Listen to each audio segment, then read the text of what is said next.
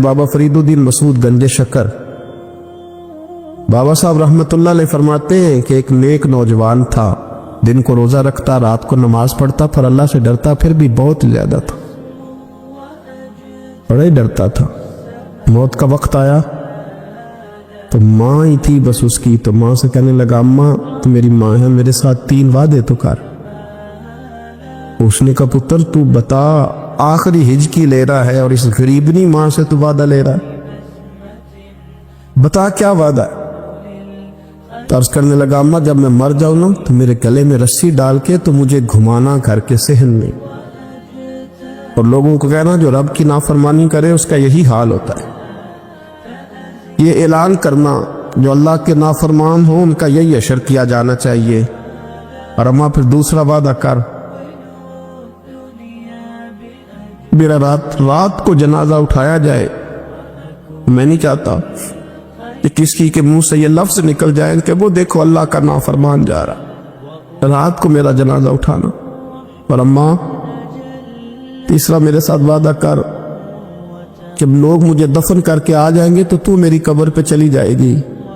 अमल मेरे पास कोई नहीं, पर मुझे लगता है माँ के कदमों की बरकत से अर्श का मालिक भी रहम फरमाएगा।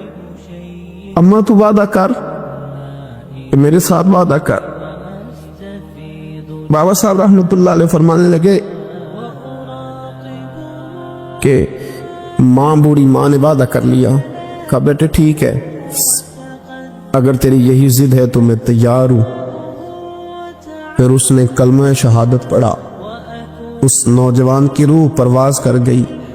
बूढ़ी माँ ने रस्सी मंगाई तो वली मन खाफ मकाम रब्बिही जन्नतान, जो डर जाए, उसने तो कहा था ना कि रस्सी डाल के घुमाना और कहना ये अल्लाह का नाफरमान है, इसका यही असर होना चाहिए था। लेकिन जब माँ गले में रस्सी डालने लगी तो घर के हर कोने से आवाज आने लगी, खबरदार ये रब का दोस्त है, अल्लाह के दोस्तों के साथ इस तरह का मामला न किया जाए, इसे छोड़ दिया जाए। और कहा तुम्हें कुछ भी और करने की जरूरत नहीं है, ये तो रब का दोस्त है और रब की बारगाह में हाजिर हो गया। कुछ कोई बंदा कहेगा कि ये तो एक बाबा फरीद का सुनाया हुआ वाक़या, सुनिए, बुखारी में हदीस है, नबी पाक सल्लल्लाहु अलैहि वसल्लम ने फरमाया, हजरत अबू हुरैरा रदी अल्लाह तआला अन्हु रावी, हुजूर फरमाते एक शख्स मरने लगा तो अपने बच्चों से कहने लगा कि मैं जब मर जाऊं तो मुझे जला देना, और फिर मेरे जले हुए वजूद को पीस देना, फिर मुझे हवा में उड़ा देना। पुत्र मुझे उड़ा देना, मुझे बड़ा डर लगता है, अगर रब ने मुझसे हिसाब पूछा तो मैं काबिल नहीं हूं, उड़ा देना मुझे हवाओं में। अगर उसने मुझसे अजाब लिया तो हिसाब लिया तो बड़ा सख्त हिसाब लेगा। हुजूर फरमाते हैं, बुखारी में मौजूद है, उसके बच्चों ने इसी तरह किया। उसके मरने के बाद उसे जलाया, हवा में उड़ा दिया। अल्लाह के महबूब फरमाते हैं, रब करीम ने हुक्म दिया जमीन को कि इसके जर्रात को जमा करो। जमीन ने जर्रे जमा किए, खुदा ने हुक्म दिया तो उसका वजूद फिर से उसी शक्ल में आया। तो रब करीम ने फरमाया, ये जो तूने वसीयत की तो क्यों की? अल्लाह जानता है कि नहीं जानता? ये की तो क्यों की? तो वो पड़ा, कहने लगा, अल्लाह मेरे अंदर तो ताकत नहीं थी तेरे सामने खड़ा होकर हिसाब दे सकूं, तुझे मनाने के लिए तेरे खौफ से डर गया, मैं डर गया। अगरचे हमारे बुजुर्गों ने लिखा है कि आज ये वसीयत करना, इस रंग में ये तर्ज इख्तियार करना दुरुस्त नहीं, लेकिन आप गौर फरमाइए कि नबी पाक अलैहिस्सलाम फरमाते हैं, जब उसने कहा ना अल्लाह तू इससे डर के ये किया, तो रब करीम ने फरमाया, जा फिर मैंने तेरी मगफिरत कर दी, क्योंकि अल्लाह को पता था ये दिल से बात कर रहा। मेरे रसूल पाक अलैहिस्सलाम ने फरमाया कि जब रब ना माने तो फिर वो कमजोरों के सदके मान जाता है, फिर वो ज़ईफों के सदके मान जाता है। फरमाया, अल्लाह तुमसे बारिशें रोकना चाहता है, पर तुम्हारे ज़ईफों, कमजोरों, गरीबों के सदके, मजबूरों के सदके वो तुम पर बारिशें बरसाता है। हुजूर फरमाते, रुब्बाश गाज़ा अकबर लौ अक़समा अलल्लाह ला बर्रा। कुछ ऐसे लोग होते हैं कि उनके बालों में खाक पड़ी होती है, चेहरों पे मिट्टी उलझे हुए होते हैं, लेकिन अगर वो अल्लाह पे कसम खा ले तो अल्लाह उनकी कसम भी पूरी कर देता, कसम भी। हजरत अब्दुल्ला इब्न मुबारक फरमाते हैं, इब्न कदामा ने लिखा है, फरमाते हैं बारिश नहीं होती थी मक्के में, कहत पड़ गया, تو سب لوگ مسجد الحرام سے باہر کھلی جگہ میں نکلے دعا کرنے کے لیے، سب اپنی اپنی دعائیں کر رہے تھے۔ تو میں تھوڑا باہر ہوا تو اچانک ایک غلام آیا، کالا سیاہ رنگ، 2 رکعتیں نماز پڑھ کے تو ہاتھ پھیلائے تو کہنے لگا اللہ مجھے پتہ ہے یہ جو کچھ بھی ہوا ہے میری نافرمانیوں کی وجہ سے ہوا ہے۔ ناراض ہو گیا نا تو نے بارش روک لی،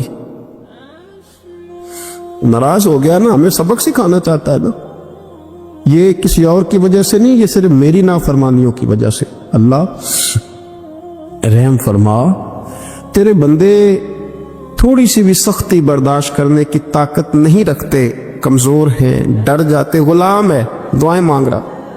حضرت عبداللہ ابن مبارک فرماتے ہیں اس نے چہرے پہ ہاتھ پھیرے تو کالی گھٹائیں چھا گئی، بارش ہونے لگی۔ میں اس کے پیچھے گیا، اس کا گھر ڈھونڈ آیا، تعقب کیا، پیچھا کیا، گھر میں نے تلاش کر لی، اور گھر کو تلاش کر کے جب میں واپس آیا تو میں نے حضرت فضیل بن عیاض سے ذکر کیا تو کہنے لگے کسی طریقے سے اسے حاصل کرو۔ فرماتے میں اس کے گھر گیا، اس کے مالک نے مجھے دیکھا تو کہا عبداللہ ابن مبارک میرے گھر، اتنے بڑے ولی، اتنے بڑے درویش، اتنے بڑے محدث۔ میں نے کہا تیرا غلام چاہیے؟ اس نے کئی غلام دکھائے، میں نے کہا نہیں یہ نہیں۔ اس نے کہا یہ بڑے بڑے اچھے ہیں، کوئی سے بھی آپ لے لے، خرید لے۔ میں نے کہا نہیں۔ پھر وہ لاغر صاحب، وہ کمزور صاحب، وہ ضعیف سا نکل کر کے آیا۔ میں نے کہا یہ مجھے دے دو، تو کہنے لگا یہ تو بیچارہ بے ضرر سا آدمی ہے، کیا لے کے کریں گے؟ میں نے کہا نہیں مجھے یہی چاہیے۔ میں اس کو ساتھ لے کے چلا تو رستے میں پوچھنے لگا کہ میرے اندر تو کوئی ایسی بات نہیں تھی، مجھے کیوں خریدا؟ آپ مجھ سے کیا خدمت لیں گے؟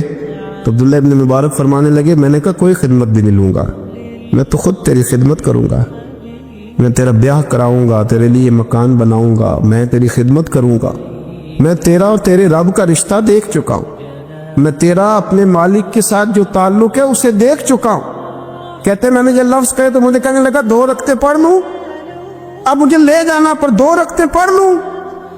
کہتے میں نے کہا پڑھ لو۔ تو 2 رکعتیں پڑھنے کے بعد میری طرف دیکھ کے کہنے لگا آقا مجھے اپنا حق معاف کر دینا، میں خدمت نہیں کر سکا۔ پھر کہنے لگا اللہ راز تو کھل گیا، اے اللہ راز تو کھل گیا، اللہ تیرا میرا معاملہ تھا، راز تو کھل گیا، راز تو کھل گیا، اللہ راز تو کھل گیا۔ میں سراپا مخزن راز تھا، میں رہا تھا مدت و راز میں، یہ تو تیرا شوق کے دید کشا کشا مجھے کھینچ لایا مجاز میں، اللہ راز کھل گیا۔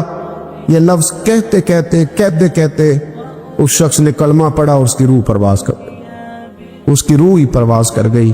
تو کبھی ان کمزوروں کے ذریعے بھی اللہ کو منایا جا سکتا ہے، تو رب کو منانے کی کوشش کرے، اس کے حضور عجز کی کوشش کرے۔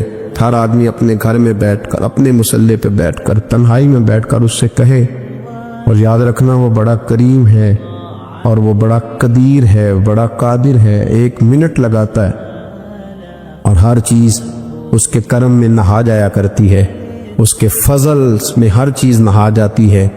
بوڑھے بھی دعائیں کریں، مائیں بھی دعائیں کریں۔ حضرت عائشہ صدیقہ فرماتی ہیں، یہ بھی مسلم میں موجود ہے، کہتی ہیں دعا رسول اللہ، کہتے ہیں نبی پاک نے دعا مانگی، حضور نے دعا مانگی۔ سبحان اللہ، کیا لفظ ہیں، کیا وجد آفرین جملے۔ کہتے ہیں دعا رسول اللہ، نبی پاک نے دعا مانگی، ثم دعا، دعا مانگ کر حضور پھر دعا مانگنے لگے۔ حضور نے دعا مانگی اور دعا مانگ کر حضور پھر دعا مانگنے لگے، اور ثم دعا رسول اللہ، تیسری دفعہ فرماتی ہے، کہتی ہے حضور نے دعا مانگی اور دعا مانگ کر پھر دعا مانگنے لگے، یعنی حضور نے دعا مانگی اور پھر دعا مانگی اور دعا ختم ہو گئی تو تیسری دفعہ پھر دعا مانگی، یعنی حضور نے مانگا۔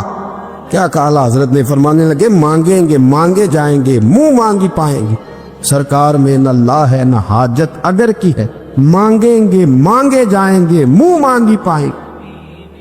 حضور نے دعا مانگی اور دعا مانگ کر پھر دعا مانگی اور دعا مانگ کر پھر دعا مانگی۔ تو نبی پاک صلی اللہ علیہ وسلم کا تو اللہ سے مانگنے کا، اس کو منانے کا یہ طریقہ۔ حضرت عبداللہ ابن عمر فرمانے لگے، یہ لفظ ابو داؤد شریف میں موجود ہے، ذرا ان کا بھی ذائقہ محسوس کیجئے گا۔ حضرت سیدنا عبداللہ ابن عمر فرماتے ہیں میں حضور کی مجلس میں حاضر تھا، حضور مانگنے لگے اللہ سے، حضور اللہ سے مانگنے لگے۔ میں تو کئی دفعہ یہ دعا بھی مانگنے لگ جاتا ہوں کہ اللہ تو ان دعاؤں کی طرف تو دیکھ جو تیرے رسول نے ہمارے لیے مانگی، اللہ تو ہمیں تو نہیں نا مانگنا آتا، نہیں طریقہ آتا، نہیں سلیقہ آتا، نہیں انداز آتا، ہم تو بے توجہ سے لوگ ہیں، بیٹھنے کا ڈھب نہیں آتا ہمیں تو ہاتھ اٹھانے کا سلیقہ نہیں آتا، ہم تو وضو کرنے کے اس طریقے سے آشنا نہیں پڑے۔ اللہ تیرے محبوب نے تو خوب مانگا ہے نا تجھ سے، تیرے پیارے حبیب علیہ السلام نے تو تجھے منایا ہے نا ہمارے حق میں، تو اللہ تو ان دعاؤں کی طرف تو دیکھ۔ حضرت عبداللہ ابن عمر رضی اللہ تعالیٰ عنہ فرماتے میں حضور کی مجلس مبارکہ میں بیٹھا تھا، ابو داؤد شریف میں موجود ہے، کہتے ہیں حضور دعا مانگ رہے تھے۔ دعا کیا تھی؟ دعا حضور یہ مانگ رہے تھے، رب اغفر لی، یا اللہ ہمیں بخش دے، وتب علی، اللہ ہماری توبہ قبول فرما، انک انت التواب الرحیم، بے شک تو توبہ قبول کرنے والا اور رحم کرنے والا۔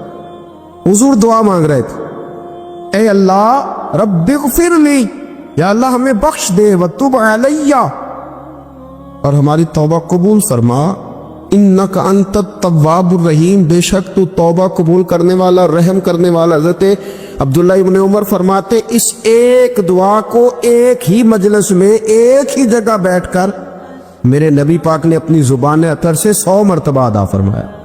100 مرتبہ حضور نے یہ لفظ کہے، رب اغفر لی وتب علی، رب اغفر لی وتب علی، رب اغفر لی، اے اللہ بخش دے، رحم فرما، وتب علی، بس قبول کر لے نا اب ہماری توبہ، انک انت التواب الرحیم، بے شک تو توبہ قبول کر لیا کرتا ہے، تو رحم فرمایا کرتا ہے۔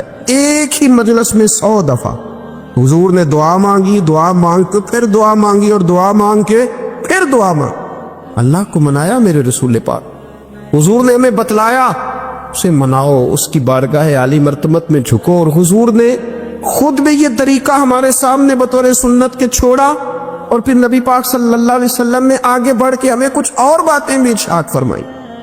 حضور نے ہمیں بتلایا کہ پچھلے لوگ اپنے رب کو کیسے مناتے تھے، وہ کس طرح اس کے حضور ناز عرض کرتے تھے۔ حضور نے ہمیں اللہ کو منانے کے طریقے بھی بتلائے، فرمایا جب ماں باپ دعا مانگیں گے اولاد کے حق میں تو وہ مان جائے گا۔ حضور علیہ السلام نے فرمایا جب مسافر دعا مانگے گا تو اللہ مان جائے گا۔ فرمایا میرے رسول کریم نے کہ جب بیمار دعا مانگے گا تو اللہ مان جائے گا۔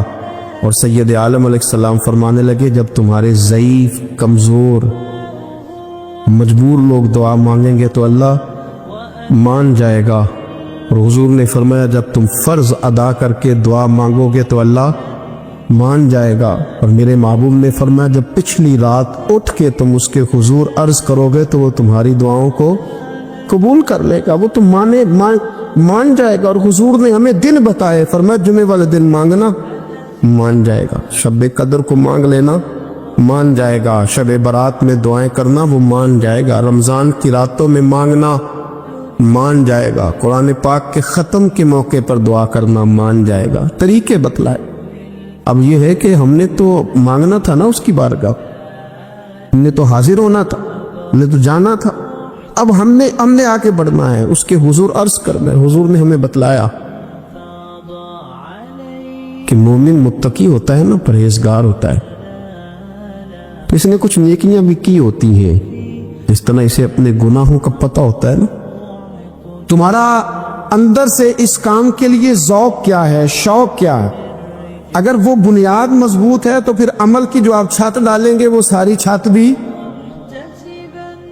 مضبوط ہے۔ لیکن اگر ارادے کچے ہیں، کمزور ہیں، سازشیں ہیں، رنجشیں ہیں، اندر معاملات گڑبڑ ہیں، تو پھر کبھی دیواریں مضبوط ہو سکتی، نیتیں اچھی کرے۔ بڑی سادی مثال، بڑی صاف ستھری، مولا کائنات شیر خدا حضرت علی المرتضیٰ کرم اللہ تعالی وجہ الکریم نا، آپ ایک جگہ جنگ لڑنے کے لیے گئے، جہاد ہو رہا ہے۔ عرب کے جو لوگ ہوتے تھے وہ دشمن کو سزا بڑی سخت دیتے تھے، بعض لوگ مطالبہ بھی کرتے ہیں نا سخت سزا کا۔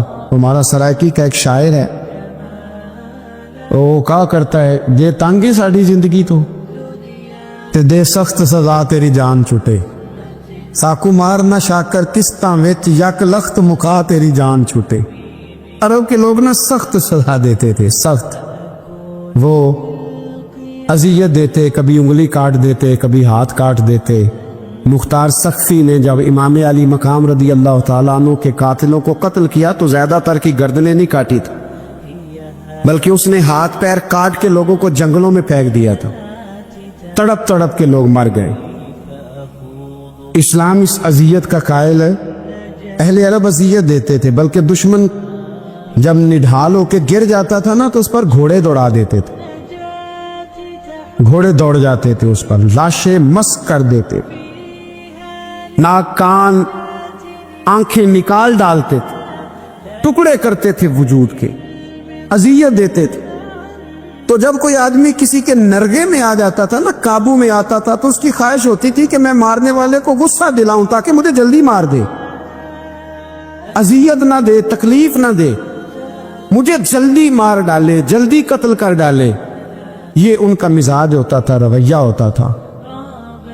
حضرت مولا علی شیر خدا کرم اللہ تعالی وجہ الکریم دشمن پر غالب آ گئے۔ جب غالب ہوئے تو اس نے معاذ اللہ حضرت علی پر تھوک دیا۔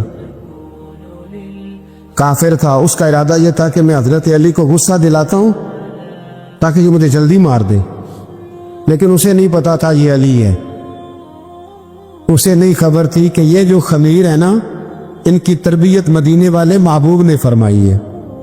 یہاں جو چمک دمک ہے اس کا رنگ ساری دنیا سے نرالا ہے، انوکھا ہے، شاندار ہے، وزادار ہے، کمال ہے۔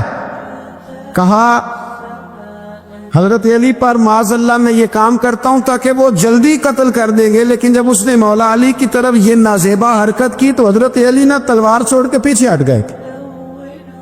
توجہ کرنا، رزلٹ دیکھنا، مولا علی پیچھے ہٹ گئے اور فرمانے لگے جا تو آزاد ہے۔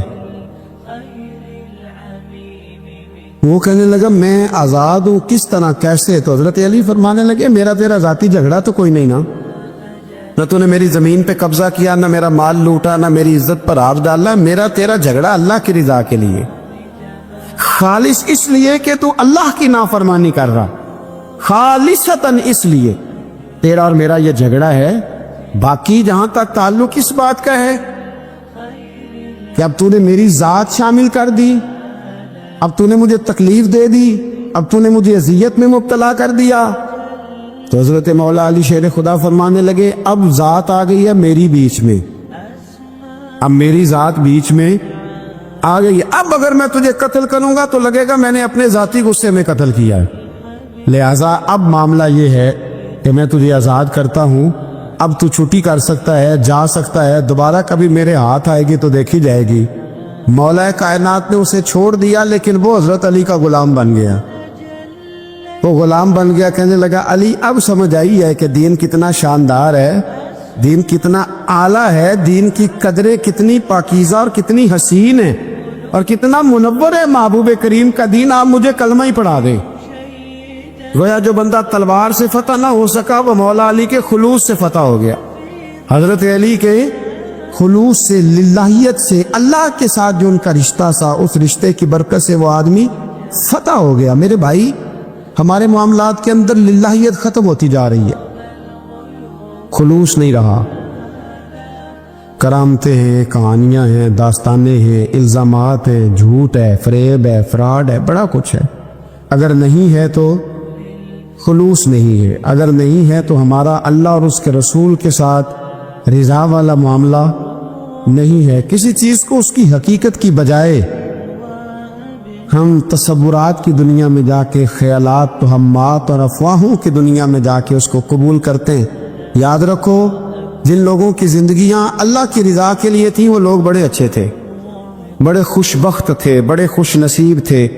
انہیں بدر کے میدان میں گردنیں کٹانے میں بھی بڑا ہی مزہ آیا تھا انہیں۔ آپ دیکھیں نا، احد کے میدان میں جانے دینے میں بھی انہیں بڑا مزہ آیا۔ جب آدمی میں خلوص ہوتا ہے تو اس کے لیے جان قربان کرنا بھی آسان ہو جاتا ہے، لیکن جب خلوص نہیں ہوتا پھر گفتگو ہوتی ہے، پھر باتیں ہوتی ہیں، پھر داستانیں ہوتی ہیں، پھر کہانیاں ہوتی ہیں، پھر لب و لہجہ ہوتا ہے، پھر منصوبہ سازی ہوتی ہے، پھر ہیلے بہانے، پھر سورے کبرے جوڑ کے لوگ کہانیاں اور داستانیں بناتے ہیں۔ خلوص اور للہیت کے ساتھ اللہ کی بارگاہ میں جھکے، عبادتوں کا، ریاضتوں کا، تلاوتوں کا جتنا اللہ ہمیں موقع دیتا ہے اس میں خلوص شامل کرنے کی کوشش کریں، للہیت شامل کرنے کی کوشش کریں، اللہ کی رضا شامل کرنے کی کوشش کریں۔ میرے نبی رحمت صلی اللہ تعالی علیہ وسلم نا حضرت معاذ ابن جبل کو جب یمن کے لیے روانہ کرنے لگے تو رسول پاک علیہ السلام نے بڑی نصیحتیں فرمائیں۔ ان نصیحتوں میں درد بڑا تھا، کیوں؟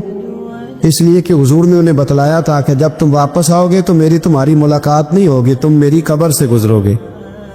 اکھاں جدوں میٹیاں زمانہ مینوں روے گا، اپنا تے اپنا بیگانہ مینوں روے گا، جدوں نہ میں دسیا میں خاراں نوں میں خانے وچ، جام ٹوٹ جان گے تے میں خانہ مینوں روے گا۔ کئی لک لک رون گے تے کئی بک بک رون، گلیاں دا ایانا تے سیانا مینوں روے گا۔ اور کیا خوبصورت بات انہوں نے کہی تھی، مجھے بڑی پسند ہے۔ کہنے لگے بے قدراں کچھ قدر نہ جاتی، او کیتی خوب تسلی ہو، اے دنیا دار پجاری زر دے کتیاں دے گل ٹلی ہو، بک بک روسن اکھیاں تکیو ویک حویلی کلی ہو، تے کوچ نصیر اساں جدوں کیتی پھر پہ جانی تھر تھلی ہو، کوچ نصیر اساں جدوں کیتی پھر پہ جانی پھر کمال ہو جائے گی۔ بعد مرن دے مکھڑا میرا ہو جاوے جے تازہ، پھر سمجھ لینا محبوب میرے نے آن پڑے ہے جنازہ۔ حضرت معاذ ابن جبل رضی اللہ تعالیٰ عنہ سے حضور نے فرمایا، معاذ جب تم واپس گزرو گے نا تو میری قبر کے پاس سے گزرو گے، ملاقات نہیں ہوگی۔ تو وہ جو نصیحتیں تھی نا اس موقع پر جب آپ گویا کسی سے آخری ملاقات کر رہے ہوتے، ان نصیحتوں کے اندر جو حسن ہوتا ہے، کمال ہوتا ہے، وہ تو جاتے جاتے کی بات، لے سجنا سا توڑ نہیں پائی کہ جان ہی دیتی راہ تیرے، وہ جو جاتے جاتے کی گفتگو ہوتی ہے، وہ جو انداز ہوتا ہے، وہ بڑا کمال ہوتا ہے، اور اس کی گہرائی اور گہرائی کو وہ سمجھ سکتا ہے جس کو وہ لمحے میسر آتے، جو اس وقت اس مقام پہ کھڑا ہوتا ہے۔ حضرت معاذ ابن جبل رضی اللہ تعالیٰ عنہ تڑپ کے روئے، کہا حضور کیا فرما رہے ہیں؟ حضور کوئی خاص نصیحت تو نبی پاک نے بڑا کچھ فرمایا، ایک جملہ حضور نے یہ کہا، معاذ عمل جتنا بھی کرنا خلوص کے ساتھ کرنا۔ اور محبوب نے فرمایا تیرا خلوص کے ساتھ کیا ہوا تھوڑا عمل بھی رب کی بارگاہ میں زیادہ بنا کے تیرے لیے ذریعہ نجات بن جائے گا۔ جتنا بھی کرنا خلوص کے ساتھ کرنا، بولیے خلوص کے ساتھ کرنا، للہیت کے ساتھ کرنا، اس کے اندر کوئی کمزوری نہ آنے پائے، للہیت کے ساتھ، خلوص کے ساتھ، رواداری کے ساتھ، پیار کے ساتھ کرنا۔ میرے بھائیوں، یہ سمجھنے کا مقام ہوتا ہے کہ جب ہم اللہ اور اس کے رسول صلی اللہ علیہ وسلم کی رضا کے لیے کوئی عمل کرتے ہیں تو اس کا بھی ہمارے دل کو پتہ ہوتا ہے، اور جب اندر ریاکاریاں ہوتی ہیں تو ہمارے دل کو اس کا بھی پتہ ہوتا ہے۔ ہمیں دونوں باتوں کی خبر اب ہمیں خود سوچنا ہے، ہمیں خود فکر کرنی ہے، غور کرنا ہے کہ ہمارا انداز۔ ایک بزرگ تھے امام غزالی نے لکھا ہے، انہوں نے 7 سال پورے پانچوں نمازیں جماعت کے ساتھ پڑھی اور پہلی صف میں تکبیر اولیٰ کے ساتھ پڑھی۔ 7 دن نہیں پوری پڑھی جاتی پانچوں نمازیں پہلی صف میں پہلی تکبیر کے ساتھ۔ 7 پہلی صف میں تکبیر اولیٰ کہتے ہیں، امام نے اللہ اکبر کہا پہلی تکبیر میں تو ہم نے بھی ساتھ ہی اللہ، پہلی صف میں 7 سال تک پانچوں نمازیں تکبیر اولیٰ سے، بہت بڑا کارنامہ ہے، بہت بڑی بات ہے۔ مطلب بندہ یہاں سے اٹھ کے آتے، وضو کرتے، کوئی معاملہ آ گیا، کوئی مطلب اس کو حاجت ہو گئی استنجا وضو کی، تو وہ ٹائم نکل جاتا ہے، کئی دفعہ ایسے ہوتا ہے۔ 7 سال پورے نماز پڑھی، تو کہتے ہیں 7 سال کے بعد نا ایک دن 8واں سال لگا ہوا تھا، تو بزرگ فرماتے ہیں میں ذرا لیٹ ہو گیا، تکبیر اولیٰ تو مل گئی پر پہلی صف نہ ملی، تیسری صف میں جگہ ملی۔ بزرگوں کے تقوی دیکھیے گا، فرماتے تیسری صف میں نے نماز پڑھی تو میرے دل کے اندر خیال آیا، یار لوگ کیا سوچیں گے کہ اتنا اچھا اس کا ریکارڈ تھا، پہلی صف میں یہ نماز پڑھتا تھا تو آج تیسری صف میں لوگ کیا سوچیں گے۔ فرماتے ہیں جب یہ لفظ زبان پہ آیا تو میرا ضمیر بول پڑا،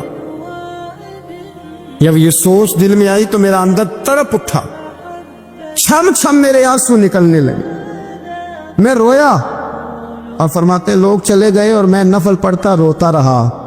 میں نے کہا اللہ مجھے یوں لگتا ہے وہ 7 سال تک پہلی صف میں جو نمازیں پڑھتا رہا وہ تو لوگوں کو دکھانے کے لیے پڑھتا رہا.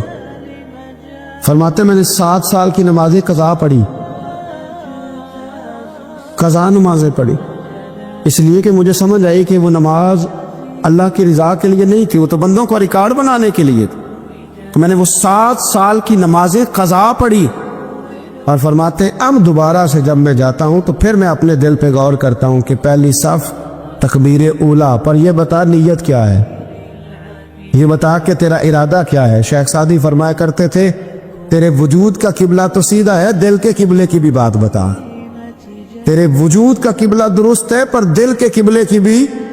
ہاں خودی کا سر نہاں لا الہ الا اللہ, خودی کا تیگ فساں لا الہ, یہ دور اپنے ابراہیم کی تلاش میں ہے. صنم کدا ہے جہاں لا الہ الا اللہ, صنم کدا ہے جہاں لا الہ الا اللہ. اور اگرچہ بت ہیں جماعت کی آستینوں میں پر مجھے ہے حکم اذاں لا الہ الا. تو یہ جو ہمارا مزاج ہے نا لوگوں کو دکھانے کا, بتانے کا, سنانے کا. شیخ ابو العباس مرسی فرماتے کہ مجھے کئی دفعہ محبوب کریم علیہ السلام کا دیدار نصیب ہوا. میرا اور حضور کا معاملہ تھا, پھر میں نے لوگوں کو بتانا شروع کر دیا. فرماتے ہیں پھر انہوں نے آنا چھوڑ دیا, اس لیے کہ کچھ باتیں ایسی ہوتی ہیں جو بتانے کی نہیں ہوتی, لیکن کچھ بندوں کو بشارتیں ہوتی بڑی ہیں, وہ ان بیچاروں کو بدعزمی ہو جاتی. وہ بتائیں نا جب تک 20 لوگوں کو, تب تک ان کی وہ بدعزمی ختم ہے. حالانکہ ہر چیز بتانے کی, دکھانے کی, سنانے کی, ہر چیز کی وضاحت دینے کی نہیں ہوتی. ہر چیز ایسی نہیں ہوتی. حضرت ابو ہریرہ جیسے لوگ فرمایا کرتے تھے علم کی 2 تھیلیاں, ایک کھولی ہے دوسری کھولو تو مجھے قتل کر دو. ہر چیز کو بتانے سمجھانے کی ہوتی ہے. تو خلوص دیکھیں کتنا ہے اس میں, للہیت کتنی ہے, اللہ کی رضا کتنی.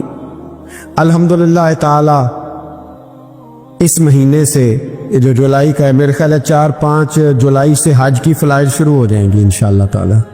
خوش نہیں ہوئے آپ سن کے؟ جو جا رہے ہیں رب ان کا قبول فرمائے, اور جو رہ گئے اللہ انہیں موقع عطا فرمائے. ای سعادت بزور بازو نیس تا نہ بخشندہ خدائے بخشن. یہ سعادتیں بازو کی قوت سے نہیں ملتی, تبھی ملتی ہیں جب اللہ عطا کرتا ہے, جب رب اپنے فضل سے عطا کرتا ہے پھر یہ سعادتیں ملتی ہیں. لوگ حج کے لیے جا رہے ہیں, اور آپ کو پتہ ہے حج بھی آج کل 7 حج ہوتا ہے, 7 سیلفی ہوتی ہے, آخر تک چلتا ہے. ایک بزرگ تھے حضرت ابو مرتعش ان کا نام تھا. وہ فرماتے ہیں میرا 4تھا-5واں حج تھا, نفلی حج کرنے کے لیے میں جا رہا تھا. تیاری میری مکمل ہو گئی تھی, 2-4 دنوں میں میری روانگی تھی. ارادہ میرا مضبوط تھا, معاملات سارے طے ہو گئے تھے, بس میں جانے کے قریب تھا. فرماتے ہیں کہ میں ایک دن گھر میں بیٹھا تھا, اماں جی نے نا کہا بیٹا ذرا پتر ذرا پانی کا پیالہ دینا. فرماتے میرے دل میں خیال آیا کہ ایک تو میں عالم ہوں, صوفی ہوں, درویش ہوں, مولوی ہوں, اور دوسرا یہ کہ میری کل پرسوں تیاری بھی ہے, تو پانی تو چھوٹا بھائی بھی دے سکتا ہے, یہ کام کو بچہ بھی کر لے گا. میں نے چھوٹے کو اشارہ کیا ذرا پانی دینا, وہ گیا اور مٹکے سے پانی بھر کے اماں کو دے دیا. کہتے جب اس نے اماں کو پانی دیا نا تو میرے اندر پھر مد و جزر شروع ہوا, پھر میری ضمیر کی آوازیں اٹھنے لگی, پھر اندر سے بلندی ہونے لگی, پھر آوازیں آئیں, اور پھر میں نے اعلان کیا. میں نے کہا خو یہ کیا ہوا, سینکڑوں اور ہزاروں میل حج کرنے کے لیے جانا میرے لیے آسان ہے, اور یہ 2 قدم اماں کو پانی دینا میرے لیے مشکل ہے. یہ کیا بات ہوئی؟ حالانکہ حج کرنے سے بھی اللہ نے راضی ہونا تھا, اور اماں کو پانی پلانے سے بھی اللہ نے راضی ہونا تھا. پر یہ میں کس جگہ کھڑا ہو گیا ہوں کہ سینکڑوں میل اور ہزاروں میل جا کے حج کرنا میرے لیے آسان ہے, لیکن پانی بھر کے لانا میرے لیے مشکل ہے. اور چند قدموں کے فاصلے پہ مٹکا پانی کا پڑا ہے. فرماتے ہیں بس اسی وقت پہ مجھے سمجھ آئی کہ وہ حج میں لوگوں نے ذرا حاجی حاجی کہنا ہے نا, حج میں لگا شور اٹھے گا نا کہ چھٹا حج کر کے آیا ہے, حج میں ذرا آوازیں اٹھیں گی نا ماشاءاللہ کیا بات ہے, پھول ڈلیں گے, اور پتیاں گریں گی اور نام ہوگا، لیکن اماں کو پانی دینے سے کسی نے اعلان تو نہیں نہ کرنا، شاباش تو نہیں نہ دینی، کسی بندے نے آواز تو نہیں نہ اٹھانی۔ فرمایا میں اسی وقت اسی لمحے اٹھ کے ماں کے قدموں میں بیٹھا اور پیر پکڑ کے کہا اماں مجھے معاف کر دے۔ اماں کہنے لگی بیٹے کیا ہوا؟ میں نے کہا اماں مجھے سمجھ آ گئی، آج میرا نفلی ہے، میں اس سال نہیں جاؤں گا، اگلے سال جاؤں گا، اب یہ پورا سال میں تیری نوکری کروں گا، میں تیری خدمت کروں گا، تیرے پیر دباؤں گا، تیرے لیے کھانا لاؤں گا، میں تیری ڈیوٹی کروں گا، اس لیے کہ مجھے سمجھ آئی ہے کہ نیکی